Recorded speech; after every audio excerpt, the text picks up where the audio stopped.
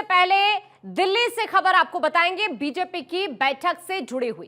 थोड़ी देर में बीजेपी मुख्यालय में यह बैठक होने वाली है। जेपी नड्डा की अध्यक्षता में यह मीटिंग होने वाली है।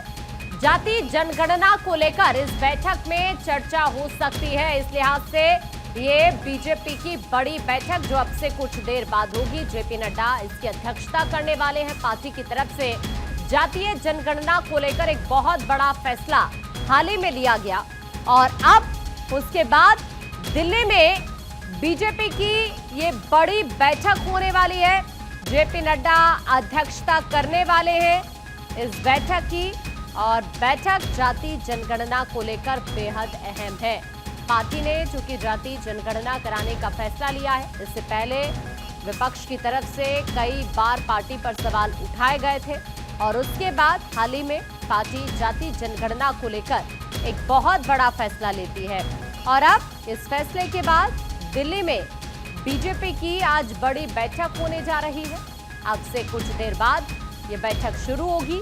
जेपी नड्डा अध्यक्षता करने वाले हैं इस बैठक की। अक्षय इस वक्त हमारे सहयोगी हमारे से जुड़ रहे हैं जानकारी के लिए। अक्षय, क्या अपडेट है बैठक को लेकर? और देखिए, कुछ देर बाद बैठक शुरू होने वाली है। अभी बीएल संतोष और कुछ महासचिव बीजेपी मुख्यालय पहुंचे हैं। बीएल संतोष संगठन मंत्री हैं भाजपा के और जेपी नड्डा की अध्यक्षता में ये बैठक होनी है। ये माना जा रहा है कि इस बैठक के जरिए कई मुद्दों पर चर्चा की जाएगी, जिसमें कि खासतौर पर के जातिगत जनगणना को लेकर के बीजेपी किस तरह से सोचती है, किस तरह से उसको लोगों के बीच में ले जाना है, ये एक मुद्दा महत्वपूर्ण रहने वाला है। दूसरा, संगठन पर क्योंकि बीजेपी का चल रहा है, कुछ दिन पहले उसको स्थगित कर दिया गया था। ये माना जा रहा है कि अब उसको फिर से रिस्टार्ट किया जाएगा, जिससे कि जल्द से जल्द प्रदेश अध्यक्षों के चुनाव हो सके और उसके बाद राष्ट्रीय अध्यक्ष का चुनाव हो, क्योंकि ये माना जा रहा था कि अप्रैल में हर हालत में चुनाव करा लिए जाएंगे, लेकिन वो चुनाव अभी तक नहीं हो पाया है तो उसको टालना पड़ा है। लेकिन जल्द से जल्द अब जिलाध्यक्षों को कुछ राज्यों में, जिसमें कि दिल्ली शामिल है, इसके अलावा प्रदेश अध्यक्ष का चुनाव और ये माना जा रहा है कि राष्ट्रीय अध्यक्ष का चुनाव उसके बाद तुरंत करा लिया जाएगा। कम से कम अभी 6 से 7 ये माना जा रहा है कि प्रदेश अध्यक्ष का जब चुनाव हो जाएगा तो उसके बाद राष्ट्रीय अध्यक्ष का चुनाव होगा। बीजेपी इसके लिए तैयारियां कर रही है।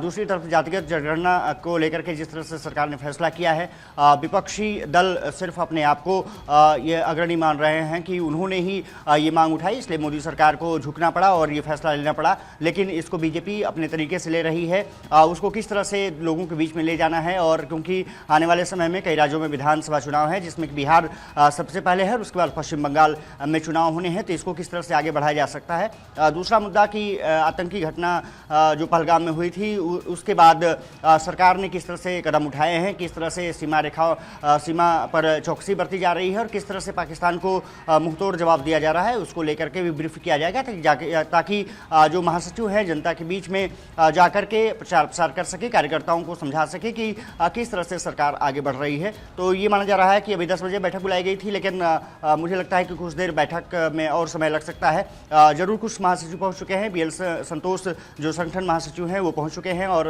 ये माना जा रहा है कि जेपी नड्डा कुछ देर में बीजेपी मुख्यालय पहुंचेंगे और उसके बाद बैठक शुरू होगी। जी, जाहिर तौर पर चाहे पहलगाम में हुआ आतंकी हमला हो, चाहे अभी आपने कुछ और मुद्दों की बात की, जातीय जनगणना की बात की, बिहार के अंदर अभी इलेक्शन भी होने वाले हैं, तो जाहिर तौर पर जातीय जनगणना का मुद्दा, चूंकि विपक्ष इसको लेकर लगातार पार्टी पर सवाल उठा रहा था और पार्टी ने फैसला करके विपक्ष को जवाब देने की कोशिश की।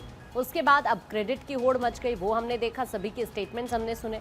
तो ये कहा जा सकता है कि आज की इस मीटिंग में कहीं ना कहीं इस मुद्दे को किस तरह से बिहार चुनाव को लेकर भुनाया जाए, इस पर यहाँ एक तस्वीर निकलकर जरूर सामने आ सकती है। पार्टी के अध्यक्ष की तरफ से निर्देश इसको लेकर जारी किए जा सकते हैं।